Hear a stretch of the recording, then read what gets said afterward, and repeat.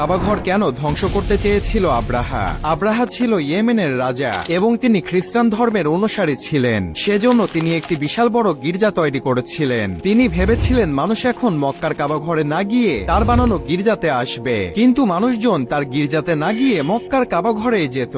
সেজন্য আব্রাহা রাগান্বিত হয়ে কাবাঘরকে ধ্বংস করার পরিকল্পনা করল এবং 60,000 সৈন্য এবং কয়েক হাজার হাতি নিয়ে মক্কার কাবাঘরের উদ্দেশ্যে রওনা হলো। তারা যখন কাবাঘরের কাছাকাছি চলে আসলো তখন রাসূল সাল্লাল্লাহু আলাইহি ওয়াসাল্লামের দাদা আব্দুল মুতালিব কাবাঘরকে ধরে বলল, হে আল্লাহ, এটা তোমারই ঘর, তুমি এই ঘরকে রক্ষা করো। আর তখনই অলৌকিকভাবে আল্লাহ তাআলার আদেশে ঝাঁকে ঝাঁকে হাজার হাজার পাখি উড়ে চলে আসলো এবং পাখিগুলো ইয়েমেনের রাজা আব্রাহারের সৈন্যবাহিনীর ওপর পাথর নিক্ষেপ করতে লাগলো। আর তারা কাবাঘরকে ধ্বংস করতে এসে নিজেরাই ধ্বংস হয়ে গেল। সুবহানাল্লাহ। ভিডিওটি ভালো লেগে থাকলে চ্যানেলটি সাবস্ক্রাইব করুন।